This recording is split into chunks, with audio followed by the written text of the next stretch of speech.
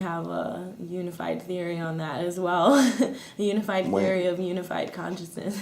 Maybe we're getting closer. We're getting closer. Yeah, for sure. Actually, one of your questions was why I got into synesthesia research, and these kind of questions are what drove me here, because I started actually as a philosopher, as a student of philosophy of mind, and wondering these things like why do we have a subjective phenomenology, and how can we ever know that we have this shared experiences? How do we know that one person's red is another person's red? And these kind of questions, and how language shapes our thought and our processes, and how the environment shapes the way we think and feel. And I was writing a paper on language of thought, I believe, and I came across synesthesia in some journal, and I thought, oh my God, people actually do experience the world different. Here's proof that the smell of a rose is not necessarily the same to everybody, because I smell a rose, but someone else smells a rose and has a blue experience with it. And there's no right or wrong. You can't justify saying that blue isn't part of a smell. It's impossible to say. On what grounds can you say something like that, you know? And these questions are really, really, hard to answer, and they've been present in philosophy and, for thousands of years. And I had the feeling from philosophy that we didn't have any answers to any of these questions, and we weren't any close to answering them than we were during Aristotle's time. But I sort of didn't believe that. And I thought, well, we must know some things about the brain, so I want to find out what we know about the brain. And yes, we have not solved, it's true, we have not solved the binding problem. The Holy Grail of neuroscience. But how does consciousness emerge from biological units or cell or organism? But we definitely know a lot more than the philosophers think we know. And they were definitely making a lot of progress in these fields about phenomenology and how the brain processes information. And I think that most philosophers, as I did myself, would take it for granted that we haven't progressed in these fields. But I think it's mostly a lack of teaching neuroscience in philosophy classes, and so hence the emergence of cognitive science, which is now starting to combine disciplines to answer some of these questions better, and also educate the general public better on where we stand now in these questions. So, you think that now we're learning more about how we process information, that the knowledge is being used in a commercial fashion. Yes. To boost sales, Yes. to influence people's Yes. behavior, Yes. subliminal fashion. Yes. Yeah, I think the ethics of, let's say, manipulation of information, the ethics behind that is not given enough attention. I don't want to say that it's right or wrong, because I'm just one person's opinion, but if there was an open dialogue in society in general about marketing campaigns that use, let's say, neuroscientific findings to make you more or less willing to buy some of their products, I think that it definitely needs more attention. It needs open discourse. There needs to be a sort of platform for people to voice their opinions, pro or con, on the issue, because there are really good sides to it, to knowing how the brain works in general. I mean, the main, I think, viewpoint in neuroscience now is that the brain imposes the reality that you perceive onto the world. So the traditional sort of, Newtonian framework is that we experience the world, the external world is coming towards us, and we experience it in a certain way. And actually most of what we know now is saying quite the opposite, that yes, there's information coming to us, but our brain, the way that our brains, that we interpret that information is the way that we experience the information. And if you're not able to, let's say, process a certain aspect of information coming to you, like motion or color, then you will be able to experience all the rest of the world except for those selective differences. So I will be missing color information, I will be missing motion information. And also, the brain fills in gaps. So if you are, let's say you unfortunately experience a stroke and you neglect half of your visual field, you neglect half of your body, you don't even know that it exists anymore.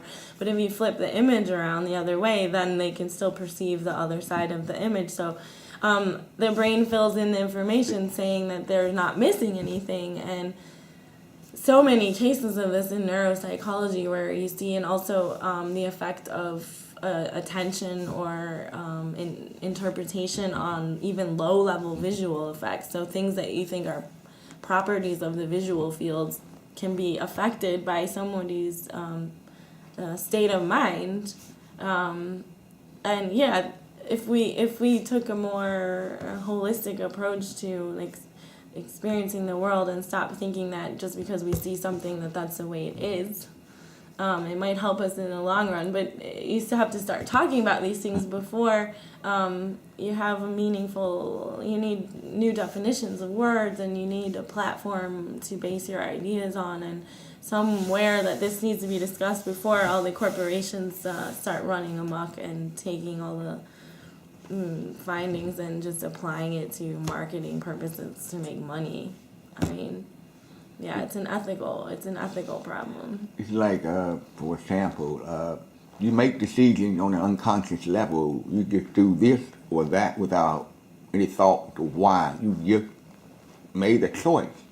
So if you're walking out of a supermarket and some device projects a hypersonic sound wave to you, which your ear will pick up, your brain will process, but it's not going to reach a conscious level. When they somehow project a message, you're walking out of a supermarket, turn around, buy this candy bar. Yeah. And he suddenly turned around and go buy a candy bar. Right. So he has no knowledge. Yeah. He has been manipulated like a puppet by the power of neuromarketing.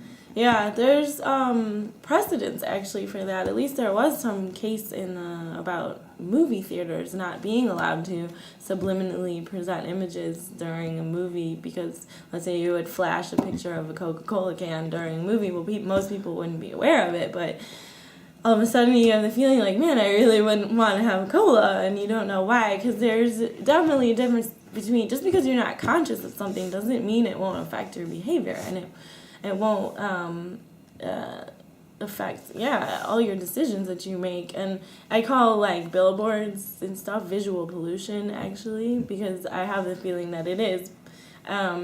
If there's a billboard on the street of a woman in a bikini and I have to walk down this street, well, whether or not I agree or my conscious representation of that, I might say that I'm self-confident and I don't need to feel bad about the way I look compared to her. Still, after so many presentations of certain images, it definitely builds up in your mind, and whether you consciously are aware of how it affects you or not, it's still processed by your brain, and it's still in there. It's still in here somewhere. So I do think that these issues need more attention. I think that corporations just get away with things, and maybe the scientific community or the people worried about these things should stand up now. I mean, it's already getting it's only going to get more and more of an issue as we progress with technology and brain scans. And in the past, we thought synesthesia was extremely rare. Now, over the last decade, we found it's a lot more common than we thought. In one study suggests maybe 1 out of 200 may have some form or another. With that being said, and there are so many synesthetes out there who found out they perceived something very different and start to worry about it, have no knowledge that this is a normal thing, and they try to discuss this with a medical profession, tend to meet disastrous result. Right. So if the medical profession is embracing synesthesia, are they getting any education, any knowledge Yeah. about that? And they try to treat this as a psychiatric disorder Yeah. and say, you're deluded. We have to put you on medication to suppress these images. Right. Well, if you look at the DSM, the diagnostics for diagnostic criteria for psychiatrists, in general, they say all of us will be in there somewhere. So there's something to say for that, I think.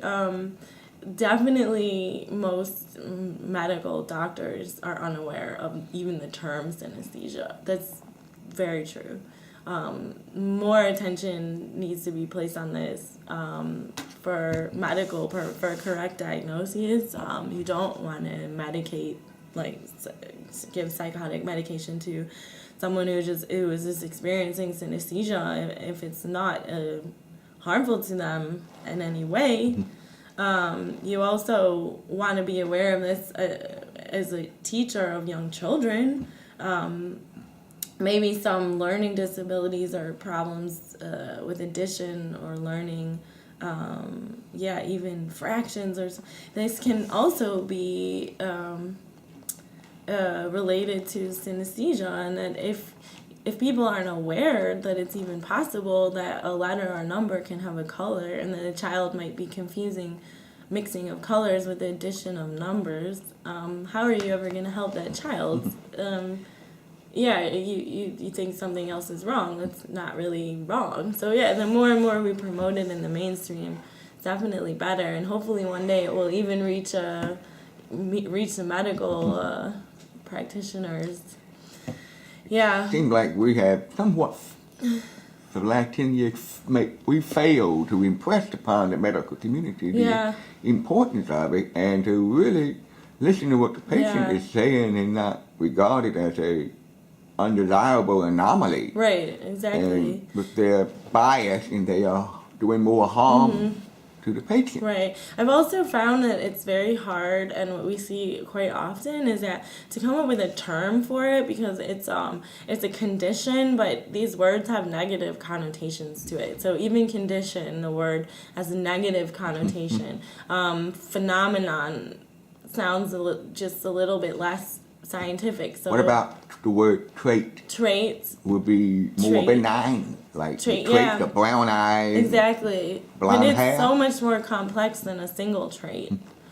So that might also mean you'd have to say synesthetic traits, make it plural. But it's hard I just see in general that it's hard, or there is almost no vocabulary for something that can be defined as a trait or a condition or a phenomenon medically that isn't bad, that isn't a malfunction of the system of some sort. It's actually the opposite. It's almost like an extra functioning of the system, or something that's it's like an almost extra emergent property of the biology of humanity, and it's what you would expect if you look at the variation in human beings. So why don't we have a taxonomy for conditions that are actually beneficial or non-harmful to individuals?